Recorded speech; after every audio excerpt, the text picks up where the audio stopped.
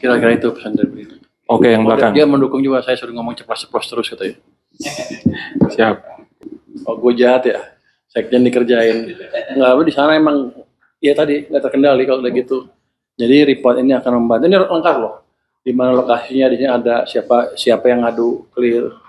Walaupun nggak akan kita buka. Jadi nanti WA grup itu nggak ada orang bea cukai atau pajak yang bisa akses ya. Kalau ketahuan lo awas bocor. Nanti kalau begitu bocor nggak ada yang boleh lapor lagi, selesai. Ya nanti kita beresin tuh. Ini corporate culture-nya beda, mesti kita rubah corporate culture-nya. Apa kalau pemerintah apa? Corporate culture ada nggak? Governance culture.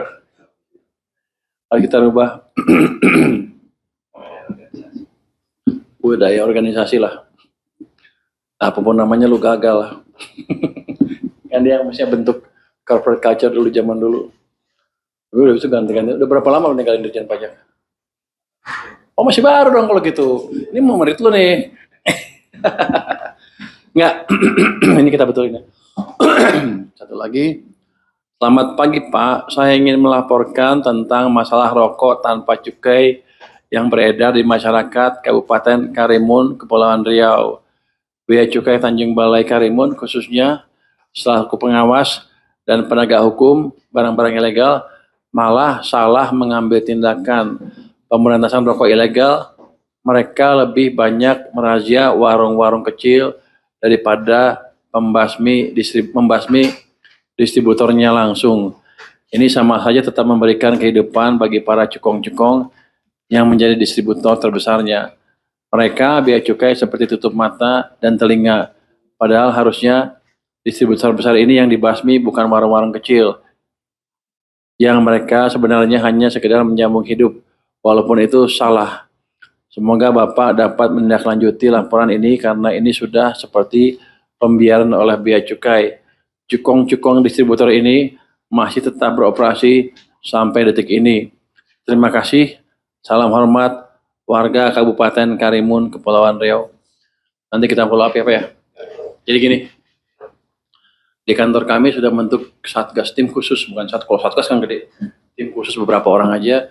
Di situ ada staf ahli saya dari bea cukai dan dari bekas pajak, Itjen dan pajak ya. Bekas pajak ya. Staf ahli itu kayak eselon 1 tapi tidak di struktural, tapi 1B, udah pengalaman cukup banyak. Itu akan melis, mereka kan tahu. Ini kan kayak gini kan pasti orang-orang bea cukai tahu siapa sih cukong-cukongnya. Dan saya suruh list di setiap daerah siapa cukong-cukongnya. Nanti kalau ada gangguan atau barang masuk dan link ke cukong tersebut, cukongnya kita proses. Katanya banyak backingnya paling orang bea cukai juga. Ya kan? Ada juga yang lain-lain. Tapi yang jelas akan kita bereskan itu. Ini hanya 9 dari yang satu lagi panjang saya malas bacanya. Pada dasarnya seperti itu, jadi masukannya amat berguna buat kita dan kita akan follow up, nggak main-main. Saya harapkan dengan gitu nanti governance culture-nya pemerintah atau bea cukai bisa berubah. Oke, itu mungkin dari saya. Baik, kita langsung buka sesi tanya jawab. Untuk penanya pertama, silakan, Acung. Ada penanya? Apa udah pada puas semua? Rekan-rekan? Silakan, Zawa.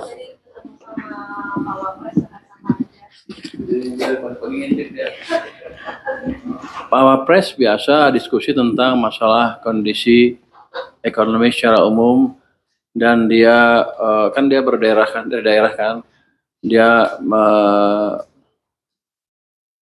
menyuarakan keresahan dari pemimpin daerah yang anggarannya dipotong. Jadi sama yang soalnya dengan gubernur yang kesini kemarin, apa langkah kita ke depan untuk memitigasi itu. Saya pikir dalam jangka pendek saya nggak bisa apa-apa. Paling saya minta mereka Pemda merapikan belanja mereka triwulan ke 1 tahun depan. Nanti kita lihat bagus apa enggak serapannya, ada bocoran apa enggak. Nanti triwulan ketiga kita hitung ulang. Kalau ekonominya bagus kan income-nya kita meningkat juga. Kita akan lihat berapa yang kita bisa bagi ke daerah. Kira-kira begitu. Jadi daerah jangan terlalu cemas, kami juga memikirkan stabilitas nasional. Kira-kira itu pesan dari beliau. Oke, yang belakang. Dia mendukung juga, saya suruh ngomong ceplos-ceplos terus katanya. Siap. Itu mungkin kan Bapak tadi jelaskan ya masing-masing laporan yang melapor gitu. Nah ini kalau di rekap Pak, itu kebanyakan mereka melaporkan soal bea cukai yang tadi Bapak tuh sebenarnya apa saja gitu. Kalau di rekap jumlahnya sekarang sampai sekarang berapa? Ini Anda lihat ya, dari 10 ini yang dicatat ke saya, ini semuanya, hampir semuanya bea cukai. Ini kan disortir oleh pegawai-pegawai kita di sini. Yang nyortir pasti orang pajak. Karena pengaduan cuma 2, bea cukai yang pajak. Kenapa yang ngaduin bea cukai semua yang diaduin? Apa iya orang pajak suci-suci?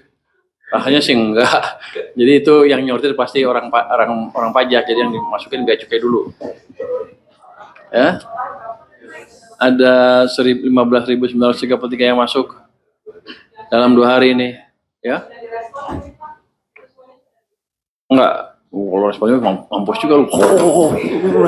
Ini disortir, dipilih yang signifikan. Ini kalau yang ucapan selamat nggak di. Kita punya staf khusus itu ada 6 orang ya kalau nggak salah. Ada staf khusus 2, ada masing-masing di bawah itu ada 2 lagi ya, membantu khusus itu. Jadi kita alokasikan orang khusus untuk itu. Kenapa kebanyakan orang pajak? Ini kelihatan sekali dari pola ini. Yang milih pasti orang pajak, sehingga yang dikeluarkan bea cukai. Itu gampang nilainya kalau gitu, kan gua ahli statistik. Apa lagi? Pak ini juga selanjutnya Pak ini ada terkait dengan Satgas Khusus Pengelolaan APBN kemarin Pak Suwan ngomong di Selasa itu Oh itu. ya itu tergantung nanti siapa saja instansi yang akan bergabung dan kapan nih Pak targetnya dan berapa banyak sih Pak target penyerapan APBN ini? Itu kan ada 26 kementerian, gue ingat 2 tambah 6, 8. 26 kementerian, soalnya angka 8 angka favorit. Saya baru tahu juga.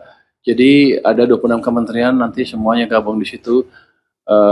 Tapi bukan nanti kementerian akan ngasih siapa perwakilannya di sana. Nanti kalau untuk yang anggaran, kita akan monitor on regular basis di sini dari kami Dirjen Anggaran ya, Dirjen apa? Anggaran, Dirjen apa? Bendahara ya. Bendahara akan jadi anggota di situ, akan mengumumkan setiap berapa bulan sekali gimana kondisi penyerapannya. Nanti perwakilannya disuruh memfollow up itu. Nanti mungkin sebulan sekali kalau ada meeting besar dikasih tahu ke menterinya, atau berapa bulan sekali, 3 bulan sekali kali ya. Kalau untuk menteri ini belum terserap, sehingga penyerapannya dipercepat ke depan. Itu yang akselerasi penyerapan anggaran ya. Tapi itu nanti ada kayak gini, pengaduan masyarakat untuk bisnis. Nanti kalau ada yang ngadu kan ada yang sampai diaduin kan. Kita panggil nanti yang ngadu siapa, yang diaduin siapa. Kita gelar perkara. Ketika ada sesuatu yang tidak benar, kita suarakan. Ya bagaimana semua terangin dia sedungu ini? Ini manusia pecundang yang sangat merugikan bangsa kita ini. Saatnya jadi member eksklusif di channel YouTube Official Saya ID. tantang lagi para tambah sumpah di atas Al-Quran. Dia pengen masuk TV. Konten-konten premium yang tidak tayang di TV. Live interaction. Halo pemirsa Ayu, sini baru selesai. Emoji dan badge spesial. Reakses konten pilihan. Klik YouTube Official iNews. Join member hanya Rp10.000 per bulan.